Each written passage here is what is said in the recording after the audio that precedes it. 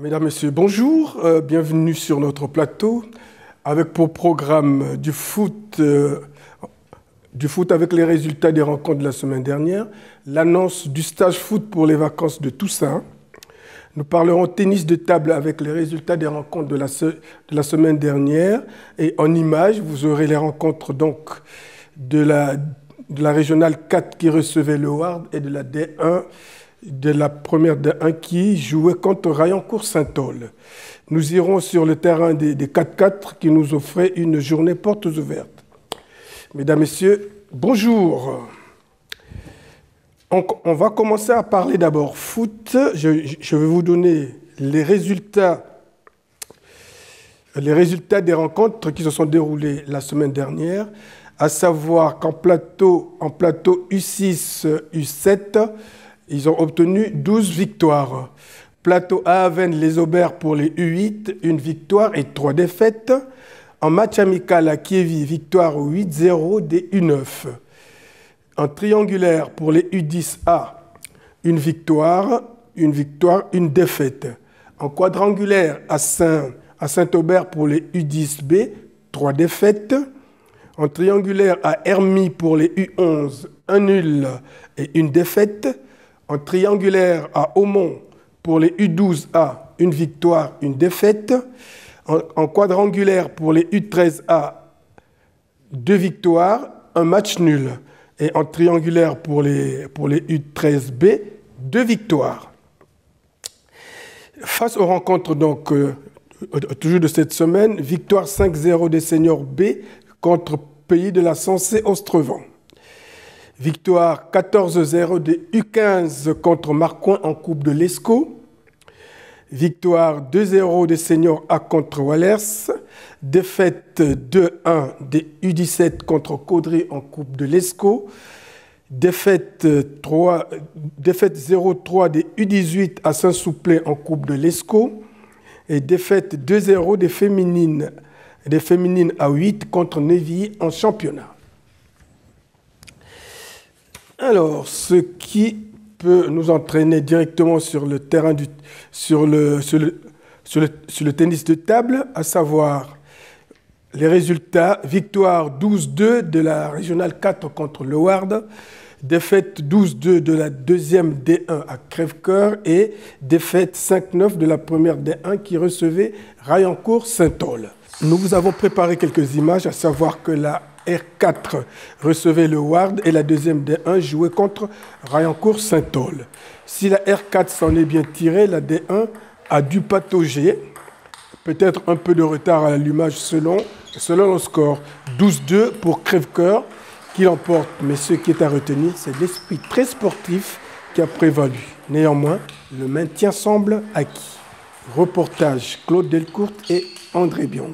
Ça me fait plaisir de recevoir au Cateau Noah Carlier qui joue en R4 là aujourd'hui avec son papa pour le club de l'Eward. Et Noah a participé dernièrement au championnat de France Benjamin. Il est éliminé en 32e de finale, mais je te laisse lui poser la question. Allez, raconte-nous comment ça s'est passé. Je commence avec, je perds 2-0, je remonte 2-1. Je remonte 2-2 et à la fin, il met un coup de chance et je perds du coup. Bon, ça t'a fait plaisir de participer quand même. Ouais, ça va. Ouais. Tu as rencontré des gens qui étaient plus forts, que toi quand même, mais tu as lutté. Ouais. Ouais. Bon alors, il y a longtemps que tu fais du tennis de table? Ça fait 6-7 ans. Waouh, t'es né dedans alors, hein? Ouais. Presque quoi. Bon, alors ton avenir c'est quoi? C'est le tennis de table? Oui, c'est le tennis de table. Oui. Bon, comme ça on te verra dans les équipes de France. Ouais. Tu te prépares à ça, hein? Oui. Bon, d'accord, ok. Alors présente-toi déjà, tu t'appelles comment? Noah Carlier, 11 ans, et joue à Le Hard. D'accord. Bon, voilà. C'est très bien ça, jeune homme. Bon alors Stéphane, qu'est-ce qu'il en est ce matin? C'est la 3e journée de championnat. Notre équipe de R4 donc, joue les Ward. Ça se passe plutôt bien pour l'instant. Ils gagnent assez facilement. Il faut garder le sérieux et je pense que voilà, ça sera la première victoire de la saison après une défaite à Valenciennes assez sévère. Le score de 12-2 n'est pas mérité, mais bon, il est là et un match nul contre Orchy en première journée. Donc il est important pour eux de gagner aujourd'hui. Bon, sinon le classement il n'est pas encore là, quoi. L'autre équipe, la D1, se défend bien. Ils sont 3 malheureusement. Mais ils se défendent bien. On a une équipe à l'extérieur aussi en D1 qui joue à Crèvecoeur aujourd'hui. D'accord, bon, on espère des bons résultats. Ouais, bon, là aujourd'hui contre Rayencourt ça va être compliqué, forcément avec un joueur en moins. Mais le maintien est déjà assuré avec 2 victoires en 2 matchs, donc voilà. Le principal c'est de se faire plaisir. On a Romain Crapé qui vient d'enchaîner 2 belles victoires là, sur des joueurs d'expérience, donc c'est plutôt positif. Bon, quelles sont les prochaines manifestations du club alors? On va terminer tout doucement cette première phase jusqu'à mi-décembre et puis nous en interne on organisera comme de coutume l'arbre de Noël où chaque jeune du club, enfant de joueur recevra un petit cadeau des mains du Père Noël juste avant les vacances. Ok, bah écoute, nous vous souhaitons que de bonnes choses. Merci André. Bon allez, je vais revenir à toi. Ah, alors, est-ce que tu voudrais dire bonjour à quelqu'un là? Bonjour à ma mère. D'accord, ok. Bon, si tu dis bonjour à ta mère, c'est bien. Hein? Bonjour maman. Bon, c'est bien. Bon. Après, à tes camarades, qu'est-ce que tu leur dis? Qu'ils gagnent. D'accord. Parce que ils gagnent le 3e match. Parce qu'ils ont perdu les 2 premiers, je crois. Et du coup, au moins, ça remonte un peu le moral.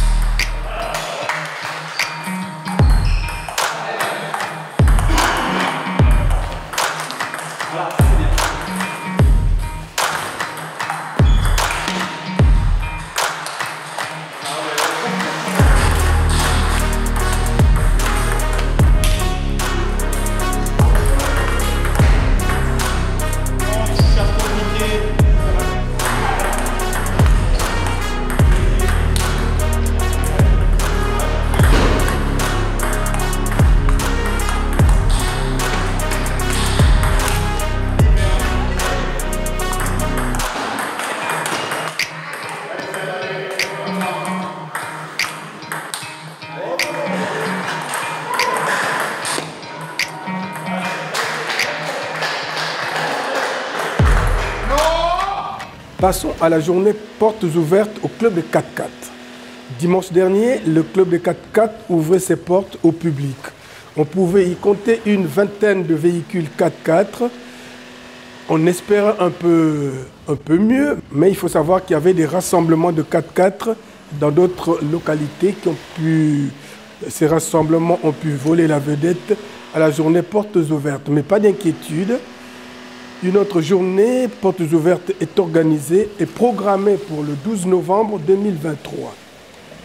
Qu'y avait-il de surprenant sur le terrain? Au moins une voiture embourbée dans le bourbier a pris plus d'1 heure avant d'être dépannée.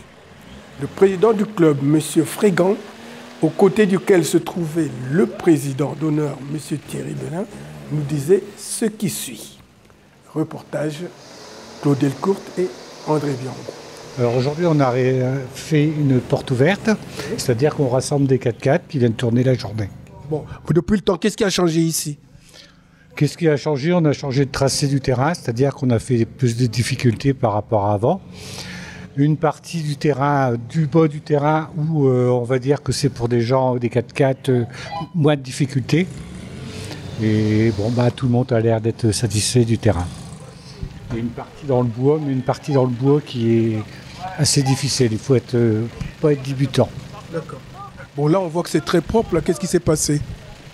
Alors, c'est très propre. On a demandé au CAT du Cateau Cambrésis, qu'on remercie parce qu'ils ont effectué un très beau travail. Un très beau travail pour nous nettoyer le terrain parce que, bon, disons que nous, on n'arrivait pas à subvenir à l'entretien du terrain. Il y avait trop de surface à entretenir, disons. Je veux dire qu'ils sont très courageux. Très, Très courageux. Hein. On les a connus petits et maintenant ils sont adultes. Et puis, ils ont très bien travaillé. Le jour, si on peut leur faire plaisir ou leur rendre un service ou aider à quelque chose, on sera là pour eux. D'accord. Bon, donc pour les gens de l'ESAT, vous avez bien compris que si vous venez, vous serez bien reçus. Alors dites-moi, votre association a combien d'adhérents? Alors on est aujourd'hui une quinzaine de membres. Mais comme tous les ans, il y en a qui restent, il y en a qui partent, il y en a qui arrivent. On va dire qu'à l'heure actuelle, on est à 10 adhérents.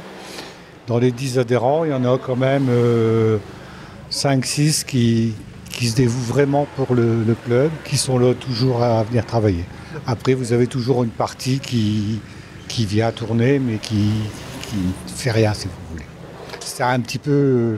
Parce que le 4x4, c'est pas que de tourner en 4x4, c'est le fait de se retrouver tous ensemble, de participer à tout. Bon, le bâtiment, vous avez vu qu'on avait fait un bâtiment, on essaye d'arranger au mieux le terrain. Ils sont aussi allés dans d'autres clubs et montrer aussi que le club du Cateau existe et faire venir des gens au Cateau. Au musée, tous les commerçants, ils sont sollicités, quoi. Donc, voilà, ça c'est important. En priorité, c'est le Cateau, quand on peut faire. Bon, aujourd'hui, ce matin, vous n'avez pas de public, mais il y a des gens du Cateau qui viennent. Par exemple, quand on faisait le salon, rassemblement, on n'a jamais fait payer le public. Moi, je trouvais que c'était idiot, autant que les gens se fassent plaisir à venir, regarder, passer leur journée, c'était bien. Et on le fait pour le Cateau, et c'est vrai qu'on travaille qu'avec les... Il ne faut pas oublier qu'on a un maire formidable pour le Cateau aussi, hein. Et surtout pour le terrain. Et grâce à lui, si on a le terrain. Donc, oui, on peut lui dire un grand merci. Pour ça, on est très content. Hein. On peut le remercier. Hein. Bon, une petite question curieuse. Est-ce que vous avez aussi des femmes qui font du 4x4? Pas beaucoup. Et pourquoi? Parce que leurs maris ne veulent pas leur laisser le 4x4. On serait surpris. Parce qu'il y a des femmes qui savent mieux conduire que les hommes. On avait essayé de réaliser une fois une journée femmes, c'est-à-dire qu'on laissait les femmes tourner, mais ça n'a pas pris. Les femmes, les maris ne veulent pas prêter leur 4x4 à leurs femmes. Donc on a laissé tomber. Bon, ils ont peur de leur voiture. Hein. Parce que franchement, les femmes savent bien conduire. Hein. Il y a des femmes qui pilotent très bien, sans problème. Bon, alors, vous allez me dire, quelles sont vos prochaines manifestations? Alors, le 12 novembre, on refait une journée porte ouverte. D'accord. Bon, c'est-à-dire porte ouverte avec le terrain pour les 4x4 et tout. Après, j'aimerais bien qu'on réalise un rassemblement 4x4 plus important qui amèneront des gens sur le Cateau. Peut-être dormir, mais faire un truc assez important. Et j'aimerais bien en parler avec monsieur le maire pour pouvoir voir qu'est-ce qu'on pourrait faire. D'accord, ok. Parce on veut rester dans la même ambiance et on veut garder le terrain et que ça serve bien à voir, pas avoir de problème avec personne. Ok. Qu'est-ce qu'on doit vous souhaiter alors finalement? Que toute l'équipe s'entende bien et puis que tout marche bien. Là, mesdames, messieurs, j'étais vraiment heureux de vous présenter cette page. Il ne reste plus qu'à vous souhaiter une excellente fin de semaine.